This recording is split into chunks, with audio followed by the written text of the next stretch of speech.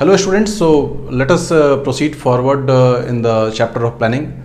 In today's class, we are going to see and understand the planning process. There are 7 steps involved in the process of planning. What are these steps? You can see on the board. Setting up the objectives, developing premises, listing the various alternatives to achieve the objectives, evaluation of different alternatives, selecting an alternative, implementing the plan, and last and most important, follow up. So let us see setting up the objectives. So planning के process की शुरुआत होती है setting up of the objective से. Objective set करना. Setting up of the objectives हम लोगों ने कहा, setting up of the goal क्यों नहीं कहा? तो सेटिंग अप द गोल इसलिए नहीं कहा क्योंकि गोल एक ऑर्गेनाइजेशन के, एक बिजनेस ऑर्गेनाइजेशन के लक्ष्यों को बोलते हैं और लक्ष्यों की प्राप्ति होती है ऑब्जेक्टिव्स को सेट करने से.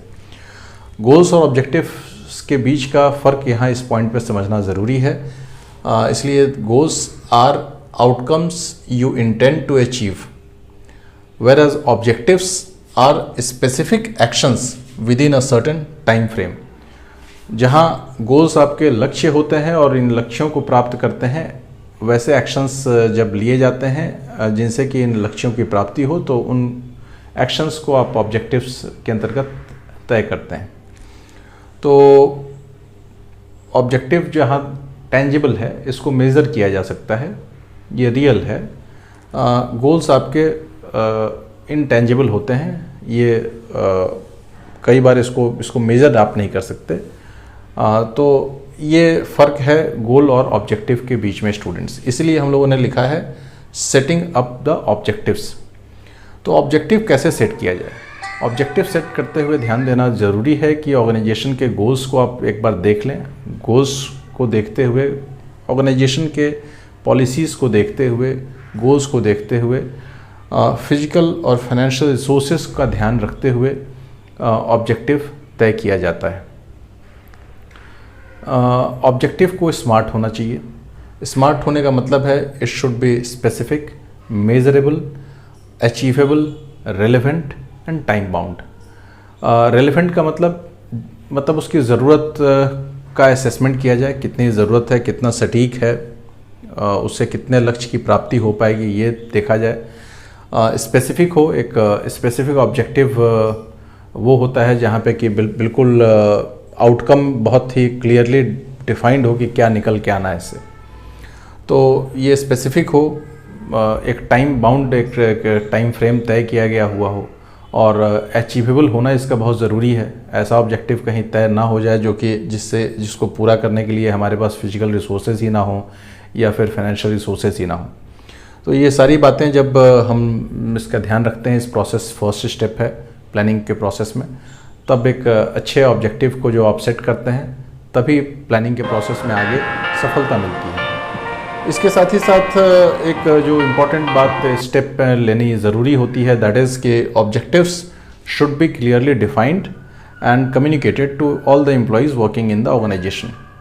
सभी को ये पता हो कि ऑब्जेक्टिव्स क्या हैं, और बहुत क्लियरली पता हो और बहुत ही अच्छे तरीके से कम्युनिकेटेड हो, ये ज़रूरी होता है. तो एक बार जब ये आप प्रोसेस कर लेते हैं, तब आप आगे के प्रोसेस में बढ़ते हैं, जबकि आप प्रेमाइसेस को डेवलप करते हैं, मतलब प्लानिंग के प्रोसेस में. उसको अभी हम लोग आगे देखने वाले हैं. एक बार जब आपने ऑब्जेक्टिव सेट कर लिया, तो अब दूसरे स्टेप में प्लान के लिए ये ज़रूरी है कि एक बेस तैयार किया जाए, जिसको हम बोलते हैं डेवलपिंग प्रेमाइसेस. प्रेमाइसेस का मतलब, वैसे तो प्रेमाइसेस का मतलब होता है प्रांगण, जिसे हम लोग बोलते हैं स्कूल प्रेमाइसेस.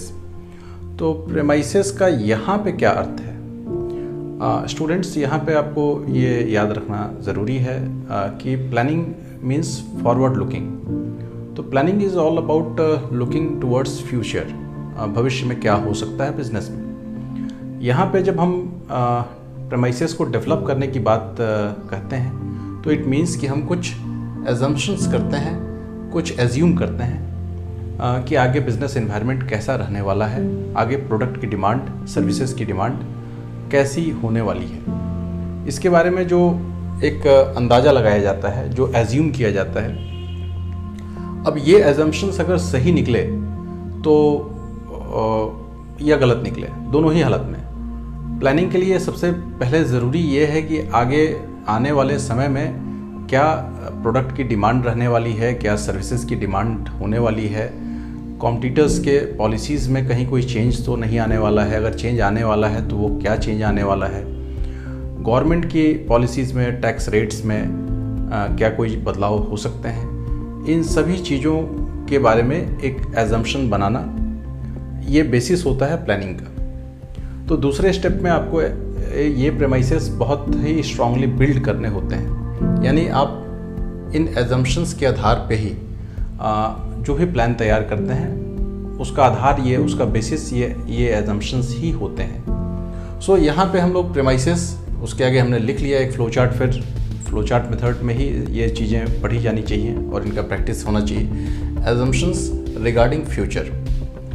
एजम्पशंस, अब प्रेमाइसेस जब हम बनाते हैं तो these premises are they form the basis of planning. So premises means are the base on which plans are made. ये अब हम लोगों ने फ्लो चार्ट में लिख लेना है और लिख के इसको प्रैक्टिस करना है। एक दो बार आप देख करके इसको प्रैक्टिस करें।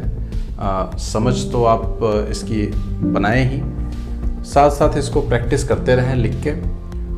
फोरकास्ट कैसे किए जाते हैं? फोरकास्ट मतलब एजम्पशंस तो आपके फोरकास्टिंग के आधार पे ही आप करेंगे कि आपने जो एज्यूम किया कि आगे क्या होने वाला है, आगे प्रोडक्ट की डिमांड क्या रहने वाली है, सर्विस की डिमांड क्या होने वाली है, ये तो आपके फोरकास्ट पे ही आधारित है। अब आप यहाँ पे एक और समझने वाली बात है कि फोरकास्टिंग कैसे होती है। फोरकास्टिंग पास्ट एक्सपीरियंस के आधार पे होती है। अब पिछले साल अक्टूबर में क्या था, पिछले 5 वर्षों का क्या ट्रेंड रहा, उसको देखते हुए फोरकास्टिंग होती है। पास्ट एक्सपीरियंस के आधार पे करंट कंपनी की या बिजनेस ऑर्गेनाइजेशन की क्या करंट प्लान्स है, उसके आधार पे आप फोरकास्टिंग करते हैं। और साथ ही साथ आप बिजनेस एनवायरनमेंट को स्कैन करते हैं, उसके आधार पे भी आप फोरकास्ट करते हैं। तो फोरकास्ट के ये 3 आधार हो सकते हैं। फोरकास्ट करते क्यों हैं, क्या ज़रूरत है फोरकास्टिंग की? फोरकास्टिंग इसलिए करते हैं क्योंकि आपको डिमांड और सर्विस की, प्रोडक्ट की डिमांड पता होनी चाहिए। आपको बिजनेस एनवायरनमेंट में होने वाले चेंजेस के बारे में आइडिया होना चाहिए। आप इन्हीं फोरकास्ट के आधार पे कुछ एजम्पशंस बना लेते हैं, कुछ अपने धारणाएं बना लेते हैं कि अच्छा ऐसा ऐसा हो सकता है। अब आपका प्लान सक्सीड करेगा अगर आपकी फोरकास्टिंग अगर सही निकलेगी तो प्लान एजम्पशंस भी आप सही बनाएंगे। फोरकास्ट गलत होगा तो एजम्पशंस भी गलत लिए जाएंगे, एजम्पशंस गलत लिए जाएंगे तो गलत बेस पे प्लान तैयार होगा, तो आप समझ सकते हैं कि क्या रिजल्ट मिलेगा। तो मैंने पिछले वीडियो लेक्चर में एक्सप्लेन किया था, किसी बिजनेस ऑर्गेनाइजेशन ने बहुत अच्छा किया तो इसका मतलब क्या है? It means that the process of planning has been successfully done. So the second step into planning, we can understand that developing the right premises is also very very important. And एक बार आपने objective set कर लिया तो अब आप premises build करें। Premises का मतलब यहाँ पे एजम्पशंस है, और जो भी एजम्पशंस बनाए जाएं, मतलब टॉप मैनेजमेंट के सारे उसमें बोर्ड मेंबर्स बैठेंगे, हो सकता है कि कुछ मिडिल लेवल के भी सीनियर मैनेजर्स को उस प्लानिंग में बुलाया जाए। तो कई बार ये होता है कि जब आप प्लान पे काम करना शुरू करते हैं तो और प्लान काम नहीं कर रहा, तो बहुत बार आरोप प्रत्यारोप का दौर शुरू हो जाता है और कंपनीज़ में कि मैं शुरू से ही बोल रहा था कि नहीं ये काम नहीं करेगा।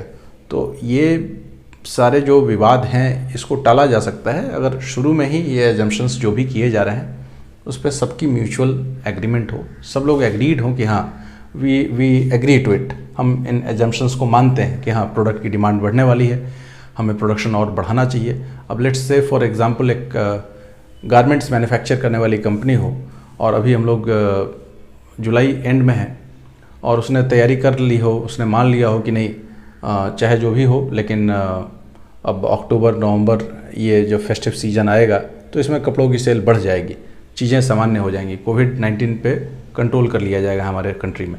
ये एजम्पशंस बनाते हुए उन्होंने अगर प्रोडक्शंस स्टार्ट किए और चीज़ें वैसी नहीं हुई, मार्केट में डिमांड उस तरह की नहीं अगर क्रिएट हुई, तो फिर आपस में काफ़ी आरोप प्रत्यारोप हो सकता है कि तो इसलिए जो भी एजम्पशंस बनाए जाएं उन एजम्पशंस में ये ज़रूरी है कि सबकी सहमति हो, जितने भी मेंबर्स हैं, बोर्ड ऑफ डायरेक्टर्स हैं, मिडिल लेवल के लोग हैं, सब लोग म्यूचुअली एग्रीड हों।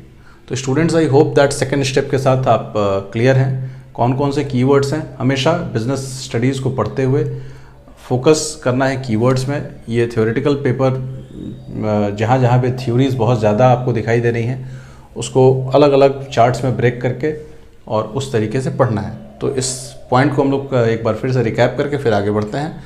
Developing premises means assumptions regarding future. Assumptions premises are based on which plans are made. Assumptions are done on the basis of forecast, and forecast is done on the basis of past experience, current plan, and business environment scanning. The objective of forecasting is that one needs to know about the demand of the product and services, change in the government policies, change in the competitors' policies. When we are in the process of developing premises, it is very important that everybody concerned, everybody related with this process, there is mutual agreement, all agree with the assumptions. Planning के process में जो तीसरा step है वो है listing the available alternatives. तो कितने सारे विकल्प हो सकते हैं एक कार्य को करने के लिए, एक ऑब्जेक्टिव को अचीव करने के लिए। उन सारे अवेलेबल ऑल्टरनेटिव जो आपके पास तरीके हो सकते हैं प्लान को इम्प्लीमेंट करने के लिए, उन सारे ऑल्टरनेटिव चॉइसेस को एक जगह लिखना, इसको लिस्टिंग बोलते हैं। तो let's take an example in order to understand this. In case garment manufacturer is there and this company wants to increase the sales by 10%। 10% से सेल्स के फिगर्स को वो अगले 3 महीनों में बढ़ाना चाहते हैं, क्योंकि अगले 3 महीने फेस्टिव सीजन्स हैं, अलग अलग त्यौहार आने वाले हैं। तो इसको देखते हुए वो जो कंपनी है वो बहुत तरह के प्लान्स बना सकती है। उसके पास क्या क्या अवेलेबल चॉइसेस हो सकते हैं, 10% सेल्स किस तरीके से बढ़ाया जा सकता है। अब वो डिस्काउंट देने का फैसला कर सकते हैं, वो अपने प्रोडक्ट की लाइन में कुछ नए प्रोडक्ट्स को ऐड करना, उनकी क्वालिटी को बढ़ाना, कुछ नए ट्रेंड की चीज़ों को ले आना गारमेंट्स को, ये कर सकते हैं। या फिर कुछ ऑफर्स तैयार कर सकते हैं जिसमें कि कस्टमर्स को एक सर्टेन अमाउंट की परचेज़ के बाद कुछ गिफ्ट दिया जाए, 1 पे 1 फ्री और 3 पे 1 फ्री, इस तरह के भी कई ऑफर्स लगाए जा सकते हैं। इतना ही नहीं, जो उनके स्टेक होल्डर्स हैं, जैसे उनके डीलर डिस्ट्रीब्यूटर्स हैं, शॉपकीपर्स हैं, उनके लिए कई बार कंपनीज स्कीम्स लेकर आती हैं, आप इतना सेल्स करेंगे तो आपको ये बेनिफिट्स मिलेंगे, ये मॉनेटरी बेनिफिट्स या काइंड में बेनिफिट्स मिलेंगे। एक और तरीका हो सकता है कि कंपनी को अपना एडवर्टीज़मेंट बढ़ा देना चाहिए, 10% सेल्स बढ़ाना है तो। और एक और भी तरीका हो सकता है कि दूसरी, जैसे एक गारमेंट्स की कंपनी कॉस्मेटिक्स बनाने वाली कंपनी के साथ जॉइंट वेंचर करके और साथ में अपने दोनों प्रोडक्ट को वो साथ में निकालें, साथ में उसको प्रमोट करें। तो कई तरह के अवेलेबल ऑल्टरनेटिव्स हो सकते हैं, चॉइसेस हो सकते हैं। अब इन चॉइसेस के लिस्ट को आपको लिख लेना होता है। इसके बाद जो चौथा स्टेप है वो है इवैल्यूएशन। आप एक बार जब ऑल्टरनेटिव चॉइसेस जितने भी चॉइसेस आपके ऑब्जेक्टिव को अचीव करने के लिए आपको लगता है कि हो सकती हैं, वो लिखा जाता है। लिख लेने के बाद उसकी लिस्ट बनाई जाती है। उसके बाद उसको इवैल्यूएट करते हैं। इवैल्यूएट करने का मतलब कि कौन सा आपके लिए अच्छा है, इस इवैल्यूएशन के लिए भी एक चार्ट तैयार करते हैं। अब ये इवैल्यूएशन किस आधार पे हो सकता है? ये इवैल्यूएशन हो सकता है कि भाई हमारे पास जो रिसोर्सेज हैं, यानी हमारे पास फिजिकल रिसोर्सेज कितने हैं, क्या हैं, हमारे पास फाइनेंशियल रिसोर्सेज क्या हैं। अपने रिसोर्सेज के आधार पे हम ये देखेंगे कि जो ऑल्टरनेटिव की लिस्ट हमने तैयार की है उनमें और इसमें क्या सूटेबिलिटी है, तो वो हम देखेंगे अपने हिसाब से। तो कोई भी बिजनेस ऑर्गेनाइजेशन अपने रिसोर्सेज को देखते हुए ही ऑल्टरनेटिव सेलेक्ट करेगा। इसको इवैल्यूएशन बोलते हैं स्टूडेंट्स। यानी इवैल्यूएशन के क्या पैरामीटर्स हो सकते हैं? तो इवैल्यूएशन के पैरामीटर्स हो सकते हैं रिसोर्सेज, टाइम फ्रेम कि आपके पास कितना टाइम है, आप सेल्स फिगर बढ़ानी है 10% से, ये ऑब्जेक्टिव है। टाइम फ्रेम क्या है? अगले 15 दिन में आपको सेल्स के फिगर्स को बढ़ाना है। यानी आपने 3 महीने के लिए प्लान किया है, लेकिन ये 3 महीना कब शुरू हो रहा है? क्या 1 महीने के बाद शुरू हो रहा है या 15 डेज़ के बाद शुरू हो रहा है? तो टाइम फ्रेम आपके पास कितना है। साथ ही साथ इसमें एक बहुत मेजर है कि आप, किसी ने कहा कि नहीं हम एडवर्टीज़मेंट वाले मोड में जाएंगे, उसमें बहुत पैसे खर्च होंगे, क्या वो फाइनेंशियल रिसोर्स आपके पास है? वो अगर तैयार है तो फिर दैट्स गुड। तो अब इवैल्यूएशन इन्हीं आधार पे, इन्हीं पैरामीटर्स पे किया जाएगा। और इम्प्लीमेंटेशन कि out of so many choices जो कि एक ऑर्गेनाइजेशन के सामने खड़े हैं, उनमें से कौन सा उनको इम्प्लीमेंट करने के लिए भी, यानी मान लिया कि रिसोर्सेज भी हैं, फाइनेंशियल रिसोर्सेज भी हैं, फिजिकल रिसोर्सेज भी हैं, टाइम फ्रेम भी आपने उसको कैलकुलेट कर लिया, लेकिन इम्प्लीमेंटेशन में अब आपको दिक्कतें आ रही हैं, तो इम्प्लीमेंटेशन में कौन सा ऑल्टरनेटिव चॉइस सूट करेगा, इसको एवेलुएट करना भी ज़रूरी होता है। एक बार आपने ये दोनों, तीसरा स्टेप और चौथा स्टेप दोनों कर लिया आपने, यानी कि लिस्ट बना ली कि कौन कौन से अवेलेबल चॉइसेस हैं, आपने फिर करना है कि आपने इवेलुएट कर लिया, अब आपको सिलेक्ट करना है, and that is step number 5 in the process of planning, selection of the alternative. Selection of the alternative. अब ये कैसे तय होगा कि कौन सा ऑल्टरनेटिव जो स्टेप है, यानी इम्प्लीमेंटेशन का कौन सा प्लान है जो वो सेलेक्ट किया जाए, वो बेस्ट सूटेड हो। तो इसका कोई थंब रूल नहीं है, कोई फार्मूला नहीं है। ये बहुत सारे चीज़ों को इवेलुएट करके, कंपेयर करके, डिस्कस करके, अपने एक्सपीरियंस, अपने टीम के साथ जो डिस्कशन हुआ है, एनालिसिस हुई है, उसके आधार पे कोई एक मेन प्लान सेलेक्ट करना पड़ेगा। कोई एक मेन प्लान आपको सेलेक्ट करना पड़ेगा। अब इसको मैं रब करता हूँ, यहाँ पे थोड़ी हम लोग स्पेस तैयार करें। तो हम लोगों को एक मेन प्लान सेलेक्ट करना पड़ेगा कि what is the main plan. ये मेन प्लान को सपोर्ट करने के लिए आपको और भी छोटे छोटे प्लान्स तैयार करने होंगे। उनको आप बोल सकते हैं derivative plans, derived plans, derivative plans. आपको कुछ छोटे छोटे और प्लान्स भी बनाने पड़ेंगे मेन प्लान के अलावा। तो आप मेन प्लान पे पहले काम करना शुरू करते हैं, सेलेक्ट करते हैं। सिलेक्शन का जैसा कि मैंने बताया कि there is no formula of selection, there cannot be any formula for selection. अब ऐसा कोई प्रोग्राम या कोई फार्मूला मैथमेटिकल नहीं हो सकता जिसके आधार पे ये कहा जा सके कि नहीं आपने सेलेक्ट कर लेना है। There can't be like that. अगर ऐसा होता तो बिजनेस ऑर्गेनाइजेशंस में कोई प्लान फेल नहीं होता और सारे बिजनेस ऑर्गेनाइजेशंस बहुत अच्छी प्रॉफिट्स ही कर रहे होते। लेकिन जैसा कि हम लोगों ने प्लानिंग के शुरू में ही कहा, it is about forward looking, और फॉरवर्ड लुकिंग में आपको एजम्पशंस करने हैं। एजम्पशंस फोरकास्ट के आधार पे करना है। फोरकास्टिंग आपकी पास्ट एक्सपीरियंस, मैनेजर की पास्ट एक्सपीरियंस, करेंट प्लान और बाकी बिजनेस एनवायरनमेंट को स्कैन करके अलग अलग फैक्टर्स को देखते हुए आप फोरकास्ट बनाते हैं, उसके आधार पे ही एजम्पशंस करते हैं। तो स्टूडेंट्स, ये सारे स्टेप्स को धीरे धीरे हम लोग एक क्लियर पिक्चर बनाते हुए चलें कि फर्स्ट स्टेप में आपने ऑब्जेक्टिव को सेट किया, दूसरे स्टेप में आपने एक डेवलप किया प्रेमाइसेस, यानी कि आपने एजम्पशंस लिए, आपने एज्यूम किया कि आगे क्या हो सकता है, आगे डिमांड सप्लाई क्या रहेगा, डिमांड क्या रहेगा, सप्लाई तो आपने करना है, और मार्केट की क्या और कंडीशंस होंगी, कॉम्पिटिटर्स क्या करेंगे, गवर्नमेंट की क्या पॉलिसीज़ होंगी, ये सब आपने एज्यूम किया।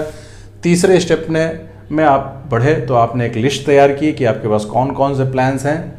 उन प्लान्स जितने भी ऑल्टरनेटिव्स हो सकते हैं, अब उन प्लान्स की लिस्ट बनाने के बाद आपने फिर इवैल्यूएशन करना है। इवैल्यूएशन का मतलब अब आपने कंपैरिजन करना है, आपने लिखना है कि कौन कौन सा से फैक्टर्स आपको सूट करते हैं। आपने इवैल्यूएट कर लिया सारे ऑल्टरनेटिव चॉइसेस को। इवैल्यूएशन के ये मुख्य आधार हो सकते हैं रिसोर्सेज, टाइम फ्रेम और इम्प्लीमेंटेशन। मतलब अगर इम्प्लीमेंटेशन कहूँ तो मैं ईज़ ऑफ इम्प्लीमेंटेशन अगर इसको कहूँगा तो ज़्यादा ये यहाँ मुनासिब होगा कि ठीक है कि ऑल्टरनेटिव तो अच्छा है, लेकिन आप उसको कितने अच्छे तरीके से, आपको कितनी सुविधा है उसको इम्प्लीमेंट करने में, तो एक बिजनेस ऑर्गेनाइजेशन को ये देखना होता है।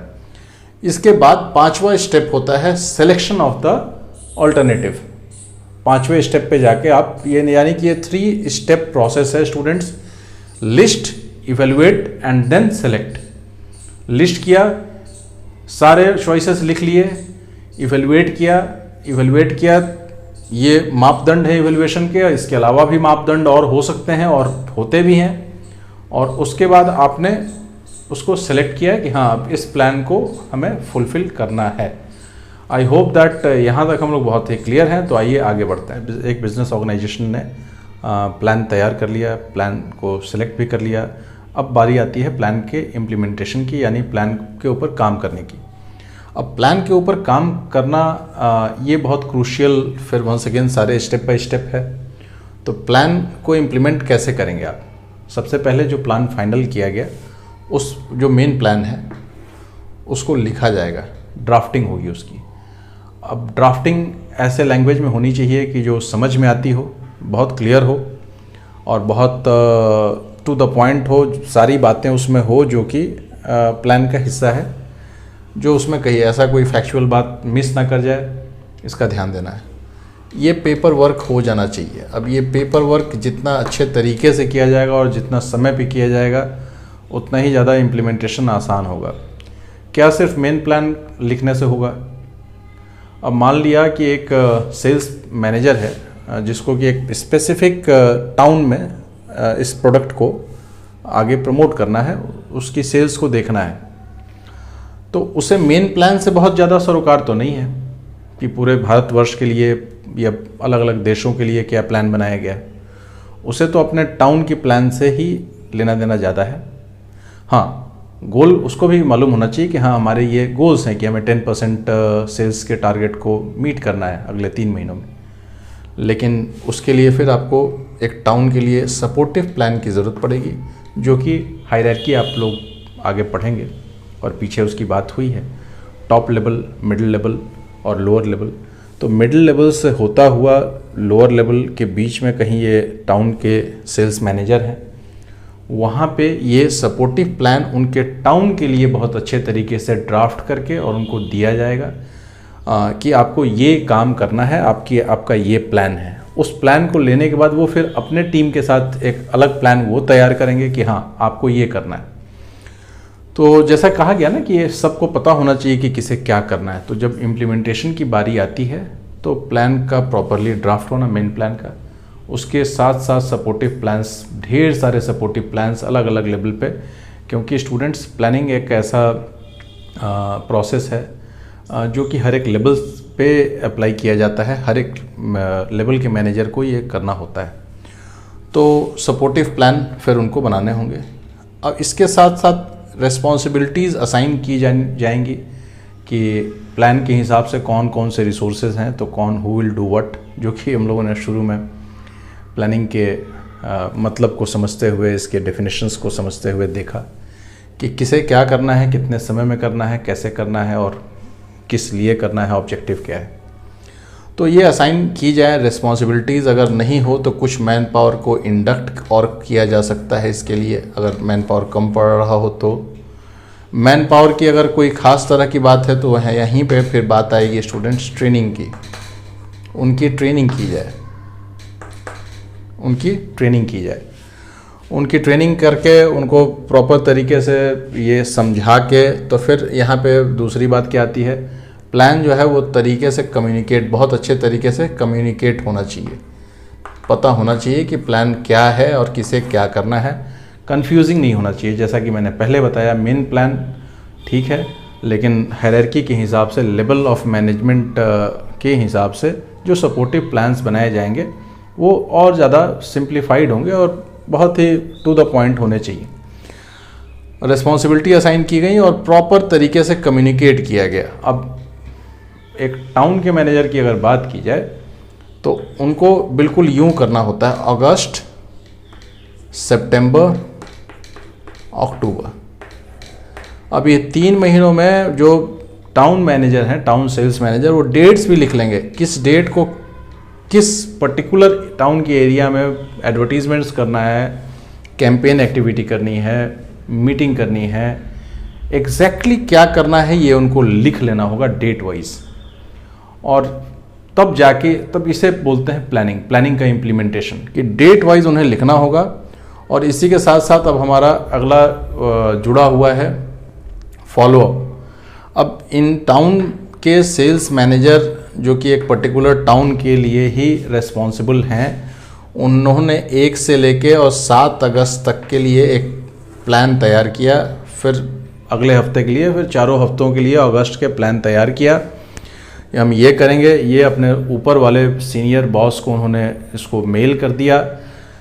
अब ये इनके ठीक ऊपर जो बॉस इनके हैं, रिपोर्टिंग अथॉरिटी जो इनके हैं, उनको ये देखना है कि अगले हफ्ते में, यानी कि एक हफ्ता जो अगस्त का बीता, उसमें वो प्लान पे कितना काम हुआ, ऑब्जेक्टिव्स कितने अचीव हुए, कहाँ तक हम गए, हमने प्लान क्या किया था और हमने किया क्या, इसको फॉलोअप बोलते हैं। अगर ये फॉलोअप नहीं हो तो फिर समझ लीजिए कि प्लानिंग के इस पूरे प्रोसेस में आपकी सक्सेस क्वेश्चन में आ जाएगी। It will be actually questionable. So a good follow up is required. अब फॉलोअप कैसे करेंगे? जो यूजुअल सिस्टम है, आम तौर पे जो सिस्टम है वो है ईमेल्स के थ्रू, और इसमें MS एक्सेल का काफ़ी प्रयोग होता है। ज़्यादातर ऑर्गेनाइजेशंस एक्सेल शीट्स के ऊपर ही अपनी MIS, monthly management information system, और monthly reports, weekly reports generate करती हैं। लेकिन इसके साथ साथ बहुत सारे सॉफ्टवेयर्स हैं जो कि आजकल यूज़ हो रहे हैं। बहुत सारे मोबाइल ऐप बेस्ड सॉफ्टवेयर्स भी आज के डेट में यूज़ हो रहे हैं, और टेक्नोलॉजी आज बहुत, अब तो रिमाइंडर्स और दुनिया भर की चीज़ें हैं जो स्मार्टफोन टेक्नोलॉजी से जुड़ी हुई हैं। तो इसका प्रयोग फॉलोअप के लिए किया जा सकता है। लेकिन आप कितनी भी टेक्नोलॉजी यूज़ कर लें, ये याद रखना है कि जो प्लान बना है उसके ऊपर मैन पावर को काम करना है, और वो काम होना चाहिए। तो दोनों चीज़ें ज़रूरी हैं, इम्प्लीमेंटेशन और साथ साथ रिपोर्ट राइटिंग। तो कई बार स्टूडेंट्स, आम तौर पे ये एक चर्चा होती है कि अगर हम रिपोर्ट ही लिखेंगे तो काम कब करेंगे, और अगर हम काम करते हैं तो रिपोर्ट लिखने का समय बचता नहीं है। ये आम तौर पे, और जब आप नए मैनेजर्स होते हैं तो इनको ज़्यादा शिकायतें होती हैं। बट दोनों चीज़ें इक्वली इम्पॉर्टेंट हैं, क्योंकि आप के बिज़नेस की सक्सेस आपके मजबूत प्लानिंग और इम्प्लीमेंटेशन के ऊपर डिपेंड करती है। हम लोगों ने प्लानिंग के इस प्रोसेस को पढ़ा। हाँ, और फॉलोअप से जुड़ी हुई एक बात, फॉलोअप में उनके ऊपर, फिर उनके ऊपर, तो सब लोग एक दूसरे के जो मंथली वीकली रिपोर्ट्स हैं उसको देखते हैं, और तब एक फॉलोअप रिपोर्ट तैयार की जाती है कि नेशनल लेवल पे, मतलब ब्रॉडर स्केल पे, अगर एक नेशनल लेवल पे ऑपरेट कर रही कंपनी है तो वो फिर देखती है कि हमारे पूरे देश के आंकड़े क्या है। मल्टीनेशनल कंपनी है तो अलग अलग कंट्रीज़ के आंकड़े देखती है। तो इस तरीके से माइक्रोस्कोपिक लेवल से रिपोर्ट निकलता हुआ और फिर वो फार्मूलेट होता हुआ, तो डिफरेंट टाइप के स्टैट्स तैयार किए जाते हैं रिपोर्ट्स, और ये बहुत ज़रूरी होता है। हम लोगों ने प्लानिंग के 7 स्टेप्स को समझा। तो इस तरीके से हम लोग इस चैप्टर की थ्योरीज को समझ चुके हैं। प्लानिंग क्या है, प्लानिंग के फीचर्स क्या है, इसकी इंपॉर्टेंस क्या है, और प्लानिंग का प्रोसेस किस तरीके से किया जाता है, ये सब कुछ हम लोगों ने समझा। हम लोग अगली वीडियो लेक्चर में इस चैप्टर के क्वेश्चंस और आंसर्स को डिस्कस करेंगे। Thank you students.